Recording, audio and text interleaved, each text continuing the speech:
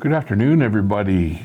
Managed to get through lunch. I didn't get any on my shirt, so I think we're ready to go on with some discussions of opportunity and lessons learned and things like that. I just really want to take this opportunity to thank the viewers who have participated and paid attention as we've kind of not rambled through this, but we were really so ready to go live and in person that it almost feels like a bit of a step back with the great panel that we have, mainly being that most of these people are dear friends of mine and I haven't seen them in two and a half years. So appreciate everybody's patience as we get through the agenda, and I hope everybody's getting something out of this and dialogues are continuing and starting and helping bring Indigenous people back to where we need to be. So I'm now pleased to welcome you to our next session focused on nation building.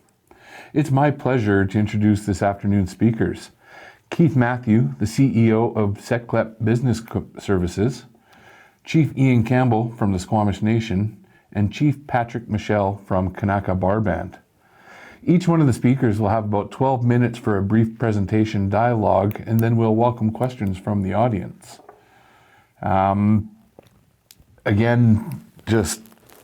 This is really tough, introducing my bros and not having a chance to give them a hug. That's just where we are as First Nations people. I think the last time I saw Keith Matthew, I was in business class. He was in the row right behind business class, and he had this little water pistol, and he kept shooting me in the damn ear with it. And I was trying to figure out who the hell was messing with me. And then I finally look around and you see Keith's big smiling face. And I wasn't smiling because I was out with Ian Campbell the night before, and well, I won't get into what we were doing, but we were nation building anyway, bro. Good to see you guys all. Chief Patrick, again, I appreciate your time and energy for being here today, understanding everything that's going on in your territories. I appreciate you pushing off Grand Chief for us so you can have some time to have this dialogue with us. So understanding how much I'd really love to just get into it and chop it up personally, I do have an agenda that I want to go through, and it's not hidden. All three of us come from a day where we have had to deal with many hidden agendas as we've gone forward looking for the best interests of our nations. And I think of you, Chief Ian Campbell, when we met just before the Olympics and the awesome opportunity that brought, but the anxiety that it also brought to your community to be ready to answer the bell, and the nation building that you and Chief Gibby Jacobs and Chief Williams and other people had to do to prepare to invite the world into your home. Keith, you and I go back a long ways, and we've been fighting the hard fights. We do talk a lot about the importance of our territories and protecting it and nurturing it and managing it, but we also do have economic priorities that need to be in place, and it's always been an honor to stand side by side with you, whether we've been in Ottawa, Toronto, Vancouver, just talking about the need for sustainable First Nations own source revenue so we can build our nations. And Chief Patrick, it's been nice to get to know you and just the work that you've done pre-crisis. And again, I just want to acknowledge you're coming to us from a community that is completely transformed from where it was 3 short months ago. So really appreciate the time and energies that you're giving us on this right now. So without any further ado, I'd just like to turn it over to our panelists for their opening remarks. And Keith, we'll start with you. Thank you, Dallas. I just need to say a few words in my own language, so I'll do that. Keith Matthew at Squest, and I said, hello, my relatives. It's good to see you. It's good to be here online with you, and I know that I'm safe from this darn COVID thing because we're presenting online today, and it's taking a little bit of getting used to. That's all I can say. So thank you for the opportunity to introduce myself. Thank you. Chief Campbell. Yeah, thanks, Dallas. It's really good to see you again, brother. And it's an honor to be on this panel with my colleagues who I have great respect for, and really just grateful for, all of the words we're going to share. Certainly are not mine. These come from our predecessors, the work that's been done for countless generations in the face of adversity with the arrival of settlers, but also just spanning millennia with this topic of nation building is near and dear to our hearts. So looking forward to hearing from my fellow panelists and to share some of my thoughts and insights. Thank you. Thanks, Chief. Chief Michell. Cookstebath Cookpee, Aquiloshan Shnuko Cookpee Kana Ihan Squashed. So like Keith, I've just said thank you, Creator, for this day. Said hello to everybody and basically introduced myself as chief of the Kanaka Indian Band. And I have a sign just in case anybody knows that's where I'm from. What you've heard in the introduction was that Indigenous populations have managed land and resources very well for a very long time. And at Kanaka Bar and the village of Lytton, 18 kilometers to the north, we're experiencing now a complete change in the economy and the environment. So we manage land and resources in BC for 8,000 years, and in 150 years, this is BC's 150th year as a province. We're facing an existential crisis. So what are those opportunities? And I'm really looking forward to listening to my panelists and sharing on my insights on that, if that's. Awesome. Nation building is such a subjective term. For some of us, it's as simple as the bare necessities of clean water. For some of us, it's about education. For all of us, it's about the protection of our lands and resources and the opportunity to continue to prosper from them as we did since time immemorial. It's interesting to see Western science catch up to our traditional ecological knowledge. Again, I was talking to my friend William Housty about 14,000 years of occupation, and it's only now where the rest of the world is saying, oh yeah, we've scientifically verified that, so you First Nations people weren't lying. It's just interesting when push comes to shove how some of this terminology is starting to evolve and morph. And really it comes down to what we're here to talk about is community building, and what steps are we taking as leaders, or what steps have we taken in some of our cases to ensure that our children can benefit from the past that we've all learned about through our traditional ecological knowledge, but also take today's process and where society is to make sure that we can prosper as well. And I don't mean that from a purely capitalistic cash point of view, but how can we make sure that our level of human well-being is back up closer to where it was pre-contact? So what I'd like to do now is give each of you a few minutes to kind of go into some of your thoughts and just experiences on nation building within your communities. And we'll start off with my good friend Keith Matthew. Thank you, Dallas. It's a good afternoon when I get to spend it with Chief Ian Campbell, Chief Patrick Michell, and yourself, Dallas. I'm truly honored to be online with all of you today.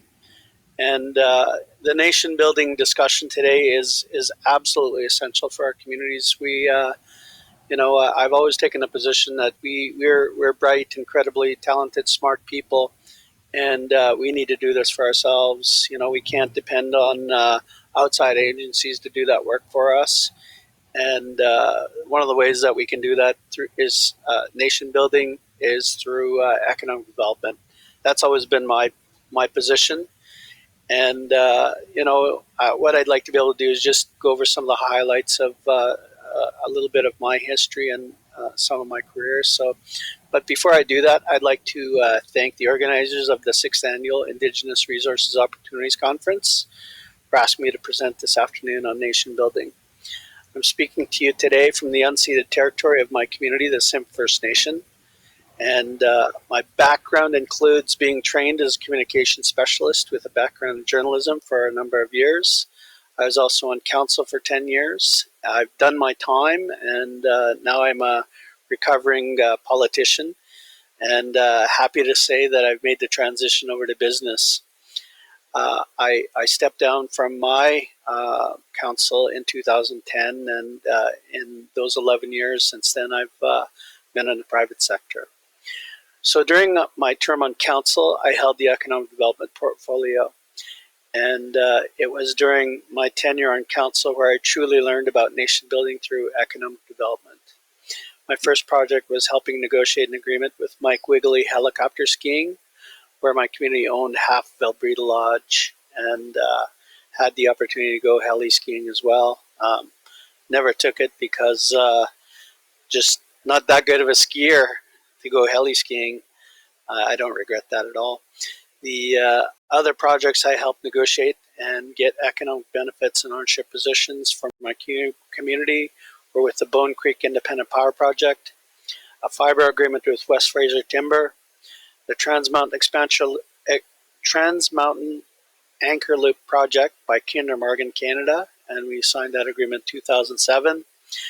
The Trans Mountain Expansion project in 2016. So those were just some of the agreements that I helped negotiate on behalf of my community. And I'll talk a little bit more about how those particular agreements helped our community put us in a position today where we're truly doing that nation building. And when you talk about nation building, you have to have the resources to do that, to train your people, to ensure that they have the proper resources to help our community get out of this welfare trap. And the welfare trap is, by and large, the Indian Act and other systemic policies that put us in the position where we're at today, which is rebuilding. So the projects set the stage for our community's role in the North Thompson Valley as one of the biggest economic players today. And I'll get into that a little bit later in my presentation, but it's allowed us the opportunity to do the things that we only dreamed about when my dad was a chief back in 1969, helping set up the union of BC Indian Chiefs. We also did a tremendous amount of work internally at the council level to set the stage for other councils who came after us by completing a financial management policy, a human resources policy, a roles and responsibilities policy for chief and council, a consultation accommodation policy that guides our involvement in creating opportunities in business for our community today. We also created our own economic development corporation, Simcoe Resources Limited, in 2007. And today we are one of the biggest employers in the valley with almost 160 employees. Our unemployment rate in our community is less than 1%. And we make money to help our shareholder by giving them an annual dividend and helping in so many other ways. Under my tenure as well, we created a wealth management body that helps fund language, history, and cultural revival in our community today. We call this body the Simcoe Heritage Trust that we endowed with our first business deal with Kinder Morgan. The creation of our institutions is critical in nation building. We need to look after the people so they can provide for their families by creating an economic base. This allows us to rebuild our language, history, and culture.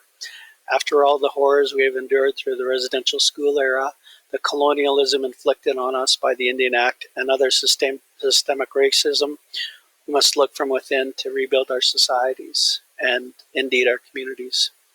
Currently, I'm the owner of 4 businesses, and I volunteer my time with the following organizations: Community Futures Development Corporation for Central Ontario First Nations Infrastructure Institute, the National Aboriginal Capital Corporation Association, DACSET, which is South First Nation Development Corporation.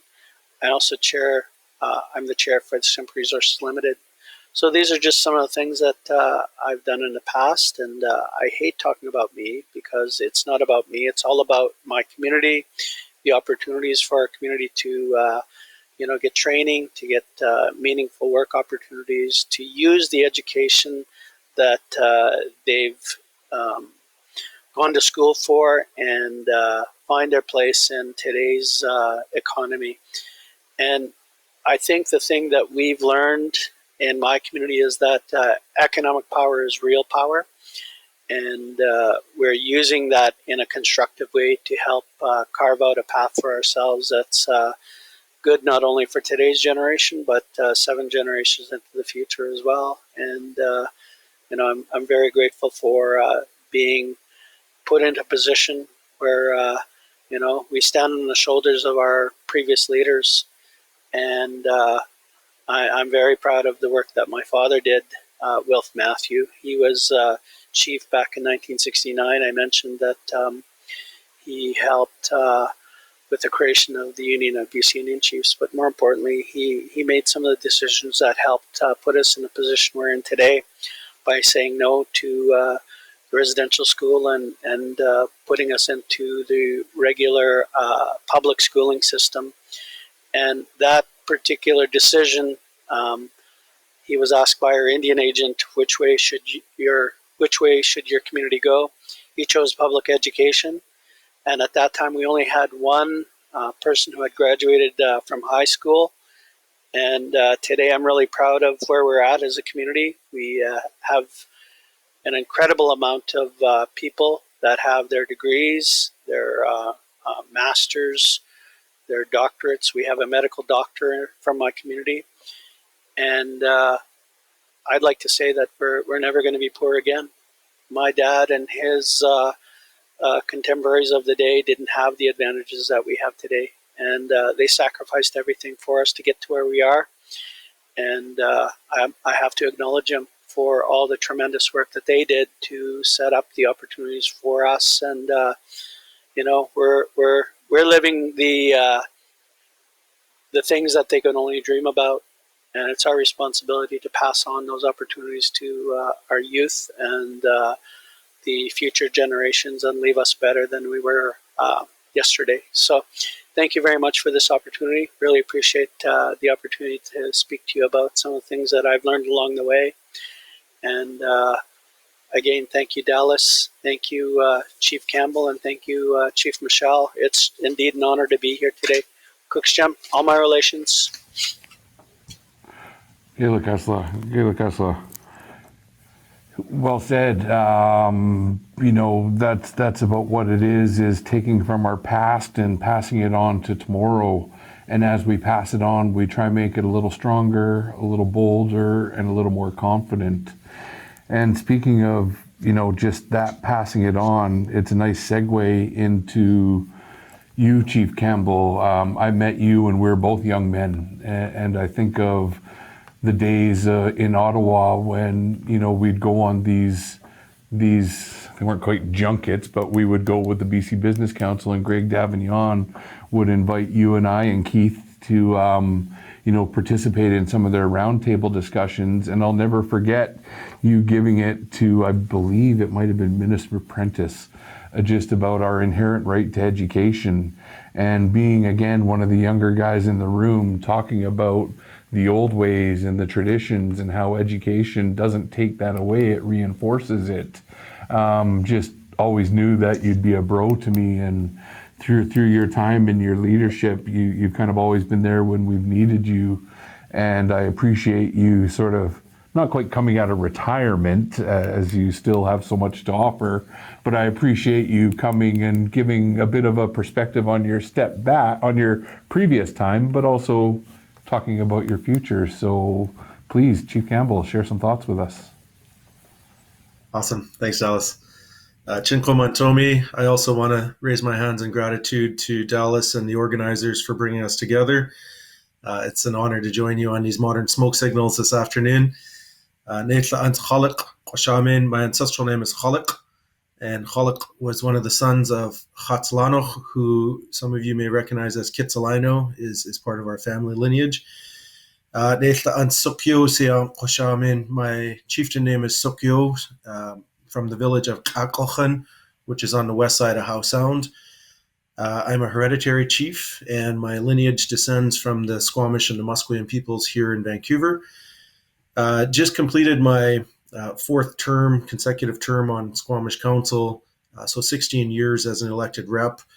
Very honored for the experiences that I've had to assist in contributing to the growth of our nation, and I certainly can't take credit for our success. It's a team that brings us to where we are, and I truly believe we are simply relay runners. We accept the baton from our predecessors.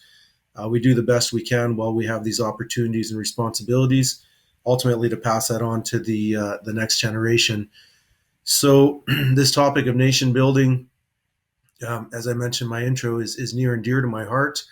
For I was very fortunate to be raised by my grandparents, the late Chief Lawrence Baker and the late June Baker, who immersed me and my sister in our language, in bringing us out onto our lands, doing ceremony, going to longhouses throughout the Salish Sea to visit and reaffirm our kinship ties by supporting each other as Stalmach people, whether it be at funerals or at namings or memorials, canoe races. We traveled a lot to visit our relatives across the line in what is now the United States, up in the interior, over the island. And that really instilled a sense of belonging on what it means to be a nation, to recognize beyond the Indian Act our kinship ties, that it isn't just on a status card that defines who we are. One thing my late grandfather taught us was, our creation stories about who we are as a people. That counters what Western institutes try to impose on us by defining us as crossing some land bridge, post glaciation. And this certainly isn't our story, but yet they continue to tout this type of theory at all levels of education. So what's important in nation building is to reclaim our truth and reaffirm, right back to our creation story of the universe in darkness and the catalysts of change that stemmed from that, all the way through to our first ancestors, that all of us are the direct descendants of those lineages, through to, the mythological times when there's megafauna, to the ice ages, post-glaciation, the great floods, which is a universal story that I've heard in almost all of my travels around the world, to, where first contact occurred with European cultures and settlers. And, what's important in my territory here in Vancouver is that we've had to adapt out of necessity to a metropolis, to heavily industrialized foreshores around Burrard Inlet, and how that's impacted our entire way of life through forcible removal of our territories from our villages in downtown, where they once called us squatters, to where we are today, post residential school. I'm the first generation out of residential schools in my family. So looking at the impacts and the healing and the growing that is taking place in an era of reconciliation really informs us as to what the next steps are, that, settlers really attempted erasure and cultural genocide to completely try to eradicate our entire way of life, our language and culture. But nonetheless, our elders persevered through tenacity and resilience. They retained our distinct identity.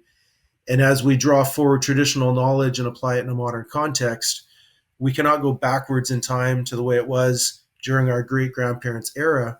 We can only move forward, not through assimilation, but through adaptation, utilizing the best tools available to us. As a hunter, I just was fortunate to take a couple of bull elk a couple of weeks ago, and I didn't use a bow and arrow as my ancestors did. I used a 7mm Magnum, but this doesn't make me any less Squamish because I utilize a modern tool. We still went through ceremony and groomed our young people, my children and my nephews, to do this work in a good way and to share that bounty with our families. And that's a part of nation building, is continuing our values, our principles, that we're not just doing business for the sake of business, but we're doing endeavors that meet our metrics, that meet our values. And that goes back to some of the work that Dr. Stephen Cornell had undertaken for the last 30 years with the Harvard Project, where the analysis looks at successful Indigenous groups, both in the Americas as well as Aotearoa and elsewhere, that have been able to rebuild their nations through economic, wealth creation, wealth management, cultural revitalization, reconciliation with their oppressors, their colonizers, and really how that moves forward to mobilize our membership. For the Squamish, we are 60% youth. Like many Indigenous groups across Canada, we have a huge cohort of young people that are going to take these traditional stories of creation and first ancestors and start to showcase them in new and exciting ways. As a negotiator over the last 22 years, we created space, whether it was the independent assessment of wood fiber LNG, issuing our 25 legally binding conditions, or whether it's acquisition of TFL 38 and the related forestry products, or the acquisition of lands in Vancouver in the collaboration with the MST nations, the Musqueam, Squamish, and tsleil all of these major files, really created space. But my anxiety as a negotiator really was around who is going to occupy the field, who will step in and, move beyond passive beneficiaries as our membership, may want more benefits to then flow into our programs and services. Really what I wanted to see to optimize performance was procurement opportunities where our entrepreneurs and our young people see themselves reflected in these projects, where they, are looking at sole sourcing, contracting opportunities, preferred bidding, as well as competitive bidding, limited partnerships, joint ventures that would allow our young people to really then see tangible results. So I truly believe in nation building. It takes a cohort such as what we are gathered here today through the leadership of our friend Dallas to create a vision of what that future could look like. And then we articulate that vision in every means possible. We start creating tangible results by looking at best practices where there's push and pull, what's working, what's not working across Turtle Island. We're going to get feedback. There will be resistance from different levels of government, from industry, from our own people. We have to welcome that feedback. If it's rhetoric, then we don't get bogged down. If it's something we didn't see, we should pay attention and do the analysis to look at risk. But ultimately, articulating our vision as to where do we see ourselves, that we're on a trajectory, and no trajectory is a straight line. It all has its peaks and valleys along the way. So there's iterations of growth where, in our nation, we're currently 4,000 plus population. And, we anticipate doubling in the next 10, 15, 20 years. And these projects will be coming online, phasing over the next 10, 15 years. We want to see those metrics of success as we nation build to move beyond abject poverty, which is by design under Canadian government. Canadians are very complacent on these matters when it comes to Indigenous quality of life, because it suits Canadians' way of life, where they fare very well in a global index of quality of life. Indigenous peoples are grossly disproportionate in abject poverty, whether we're urban or rural. This is a problem, based stemming directly from the Indian Act. So our reserves here in the Squamish Nation comprise 0.3% of our territory, which means 99.97% of our territory has been confiscated from us without our consent and without compensation. This represents a serious distortion, but also a serious opportunity to challenge, whether it's legal challenges through the judicial system or through negotiations, whether it's through treaty or whether it's through civil disobedience. We have options on how we wish to address and hold Canada accountable to their cultural genocide and their legislative oppression. So to move beyond blame, shame, and judgment with the predicament that Indigenous peoples are in today, we simply throw a dart on the map. We look at any culture around the world, any country. Human versus human has been trying to oppress one another and fighting over dirt and toys for millennia. But economic, I agree with my brother Keith, that economic opportunities are now burgeoning and coming to fruition, where that wasn't the reality of our past leadership who have fought so hard to create these spaces. I think of the late Chief Campbell, who journeyed to England in 1906 to implore the crown, to seek honor in the crown. Unfortunately, that fell on deaf ears at that time, but that work wasn't for nothing, because it inspired generations of leaders and succession of leaders after that foray to England to then continue that fight and that effort. We can't wait for our oppressor to all of a sudden be enlightened and to have an epiphany to heal. We can't be reliant on our abuser to come to terms with their actions. It is us that must nation build, but it does take resources. So the economic component of that, through self-determination, through own source revenues, through cultural revitalization, to me, truly is the ticket that will allow our people to flourish once again within our territories. So I hope that helps. Just share a few of my thoughts and ideas from words that I've heard from my elders who have now passed to continue on this effort. So Gelak Isla, thank you, Dallas. It's an honor to be here. Wachka. The word strikes so true. All we have to do is just keep going forward. And I think that the playbook that people like yourselves and, Chief Patrick, Keith, the things that you have built have just helped arm the next generation of leadership with even more at their disposal than we got from our predecessors, who did a lot to put us in a position to proceed and carry forward.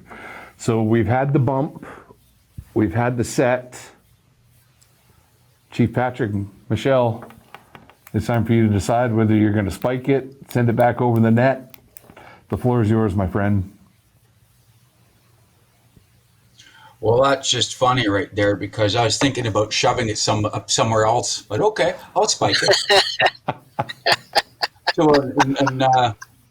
Well, this is the story about nation building, community building, and it's about bringing back self-determination. Who we are as an Indigenous population is not defined by Ottawa, Victoria, or some romantic book written in Germany. As Indigenous people, we determine our future, and we did so quite well for 8,000 years. And I'd like to start with nobody says it any better than the Lament for Confederation from 1967. And for those people who haven't read it or watched the video, I encourage you to go out and find it. It empowered my community.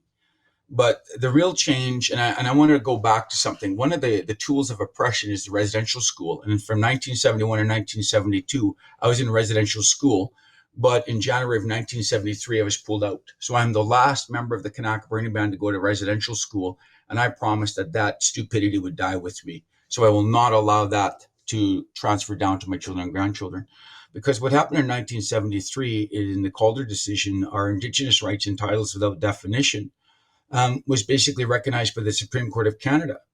And what that did was, based on 1967's belief in language and law, learning from our colonizers, learning from our oppressors, taking the tools of our oppressors and working with them in a good way, are using it, well, basically, like I said, you can spike it or you can shove it. So realistically, the settler governments and the governments, they can pick which one they want. So in 1976, we closed a residential school here in Lytton. And in 1978, looking at just the way we were, it was awful here. Drinking, drugging, suicide, you name it, everything. And so in 1978, the phrase culture of despair was basically coined. That it just says we were just so beat up, and nobody ever thought of economic development as a way out. And the overwhelming comment was, we're Indians who don't do stuff like that. Well, that's unacceptable. So we reminded people that our ancestors used the land and resources to live for 8,000 years, that economics was critical. We traded our surplus meats, fruits, and vegetables and tools with others. And we reminded people that economy always existed. If you had surplus, you could trade it. And so a barter system. And the number one barter thing we had was Stwen. Everybody wants my fish. So by taking the time to really look at what we were like, in 1990, we reversed where Indians, we don't do stuff like that. And we started looking for opportunities. And we were monitoring what was going on in Squamish. We were monitoring what was going on up in Simp. And we saw that what they had there was working for them, but also that, whoops, there's my hat, wasn't necessarily going to work for us, because a big part about economics is market.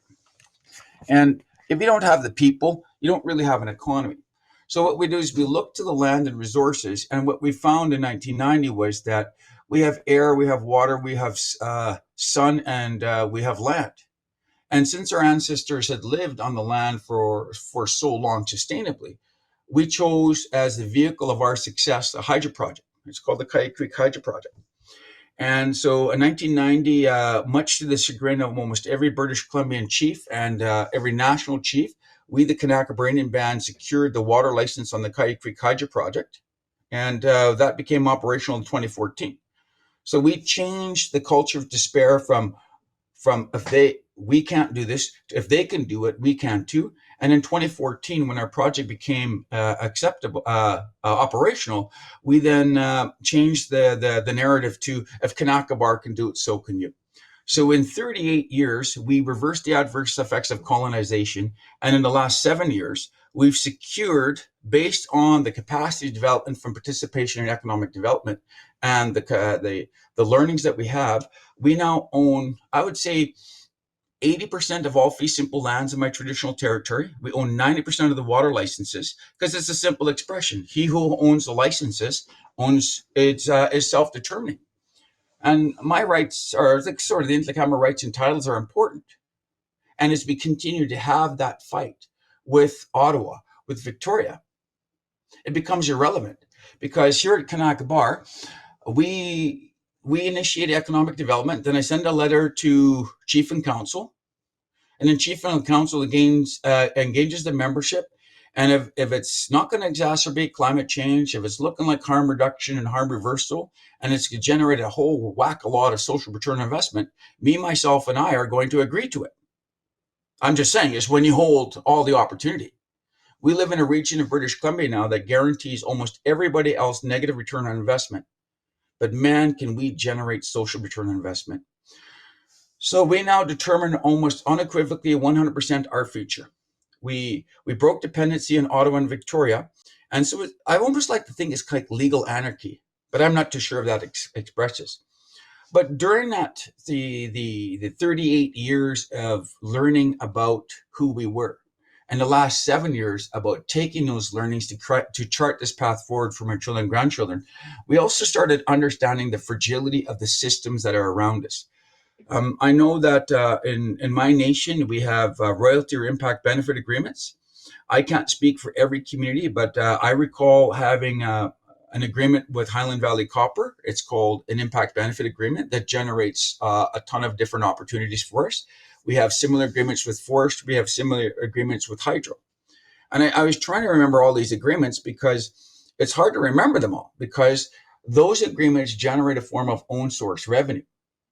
And then we've also been working really hard with the provincial government. And if you don't know what an ACTA is, if you don't know what FCARSA or CEBF or gaming revenue, then you don't understand that these are revenue sharing agreements where the province collects revenues and remits a portion back to the nation.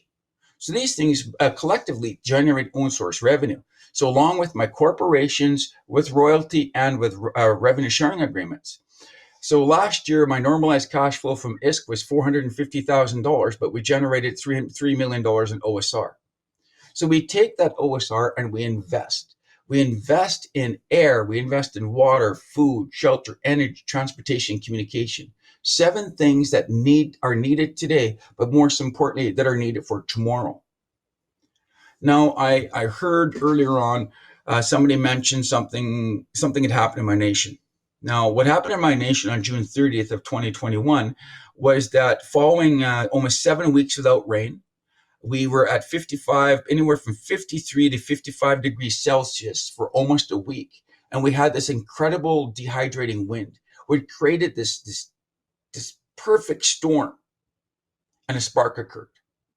And on Thursday, I believe it was last Thursday or last Wednesday, Transport Canada says, well, there doesn't seem to be any association between the fire that destroyed an entire community and wiped out 84,000 hectares of land between them and the railway operations.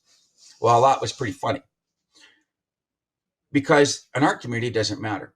It doesn't matter how the fire started. What mattered is the fire got from CNR's right-of-way lands and wiped out an entire village. The regional district residents are on the run. the Indigenous population is on the run, and the municipal population is on the run. So we spread in mass waves. We're all over BC.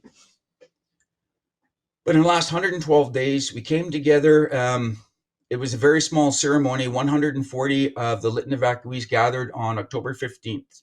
And in cooperation with the railroad, we stopped a train. We didn't stop a train. CNR stopped a train, and we gifted the engineers with clothing, because it wasn't the engineers and it wasn't the railroad workers that caused the fire. What we have here is everywhere BC and Canada exists this perfect storm of extreme weather events.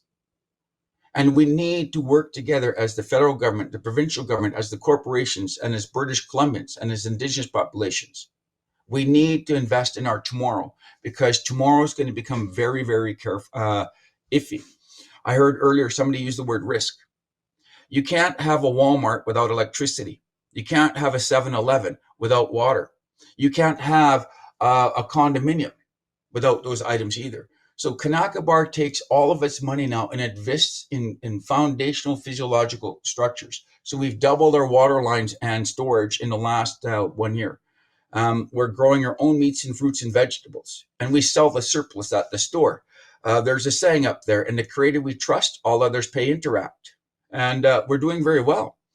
When we talk about tangible versus intangible returns, and I've listened very carefully to what you guys were receiving, we have no children in care on and off reserve. We have 100% graduation. And again, I can't count how many people have got their graduation but gone on to get their first degree and potentially their second degree. So you have this incredible story in 45 years of the complete reversal of the adverse effects of colonization through economic development. So when you look at what is nation building, what is community building, my grandmother made it very easy and very capable. Healthy people make healthy families make healthy communities, and healthy communities make healthy nations. So we took a look at ourselves and we started cleaning up our land and resources. And as a result, we healed. It's going to take the collective work of the Simp, the Intlakatmo, the Tlaklukton, the Squamish, Victoria, Ottawa. If we do not learn how to get along, we're all going to be facing this terrible, terrible tragedy. And the number one thing I ask people to walk away from is profit. My grandmother said, you can't eat money. So I encourage any community who's looking at nation building to look to the reasons why your community chose the location in the first place, because those resources, albeit broken, aren't gone.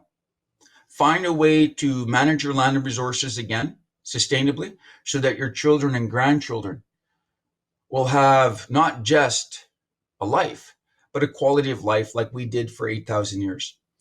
So thank you guys so much for this incredible opportunity to share with all of you. And again, when we opened up, we just broke ground this morning on 24 new affordable housing units. So we're building a housing down here at Kanaka Bar, where Hydra is included in the rent because we generate our own electricity. And then we came up to our building called the Community Center, which is powered by the sun with battery storage, which who gives you crap about BC Hydro? The power's off. We're still eating bannock. So thank you. Wow. This has been so awesome. While I started off the panel with being a little bit not down in the dumps because, I couldn't hug my brothers, the knowledge that was just dropped on us, it's only plagiarism in college. Pay attention to what these leaders have had to say, because we've all taken different paths to get to where our communities need us to go. And we're not done by any means. It's a tip of the iceberg. I think we're seeing societal changes come that are bringing forward more allies. We're seeing the awareness of the atrocities that we've gone through, but I think people also need to see the leadership that has continued to aspire and evolve and bring wonderful things to their community besides focusing on the pain and the anguish. And that's really what you three gentlemen have done today, is you showed us that while there is a lot of horrible things that need to be held to account for, it's up to us to bring forward that new potential, that new tomorrow that brings us closer to what yesterday was, that our great-great-grandparents got to enjoy before colonization tried to shake the Indian out of us all. But I think not only this panel, but the panels we've heard today has shown that you can shake as much as you want. These Indians ain't going nowhere. So I want to leave you. I see I'm running close on time. I'm doing a horrible job in facilitating the time management, but I've got the mic, so people will get over it. I want to give you each 30 seconds, one kind of parting shot that you feel you want to leave with our viewers today, and we'll start again with Keith. Thank you, Dallas. I really appreciate this opportunity, like I'd mentioned off the top, to address the delegates today. But the parting thought that I have is that we've only scratched the surface of our potential, and we're incredibly talented, smart people. And I look forward to the opportunities that are in front of us that all of my generation and the last couple of generations have created for us. And the things that we're going through with COVID, finding the remains of the children at the residential school, all those things, we will get through this, and we will thrive and prosper, and we'll assume our rightful place in society. The chiefs in 1910 had a solution for today's land question, and our resolve remains firm. We will resolve these issues, and we will resolve it on our own terms. I have no doubt about that. Thank you very much to everyone. Cook's Champ, all my relations.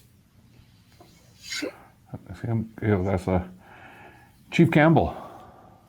Yeah, thanks, Dallas. I remain inspired and optimistic that, we give thanks to Kaka'anak, to the Creator, for every day is a blessing. And I had the audacity to ask one of my elders one time why Indigenous peoples are meant to go through so much strife at this time. And she looked at me very sternly and said, "Who are you to question the Creator?" And that was very humbling for me, as a young leader, to look at my own life and to make sure that I'm growing and I'm learning, that I can contribute to our collective. So I guess my parting thought is really around collaboration, that, the MST nations came together and moved beyond competition to a place of collaboration. And I think that's a good example of how we can work together and create wealth and mobilize our people. And if we continue to do that with each other as Stalmach people, but also as Canadians, we can then bridge our Indigenous science with Western science, and our epistemology and ways of knowing that have stood the test of time become more and more relevant, especially in an era of climate change and pandemics. So I remain optimistic. Thank you for having me today. Osiem. Chief. Chief Michell, parting thoughts. If there's any parting words, I'll just take you back to June 30th of 2021. I am the chief of the Kanaka Bar Indian Band. In the last 112 days, the crisis we've had here is that the rabbits got out and got into the garden. We've invested heavily in resiliency across so many areas that the damage that has occurred up in Lytton wasn't replicated here. And that's an important consideration. Because on June 30th, 2021, I lost my house. And living with me was my mother-in-law, my children, and my 16 grandchildren. So you have this huge displacement that occurred, but still I'm optimistic, because from crisis, from strife becomes the opportunity for learning. And I'm mindful of what my grandmother used to say, and I think I may have put it there: what you do to the land, or you allow others to do, you do to yourself. So every chance you get, take the opportunity to do and say good things every day, because that's the gift from the Creator.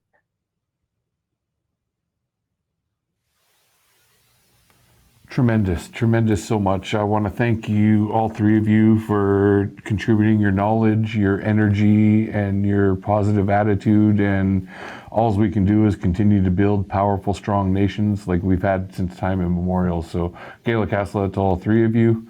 Thank you all for joining us today for today's final panel session.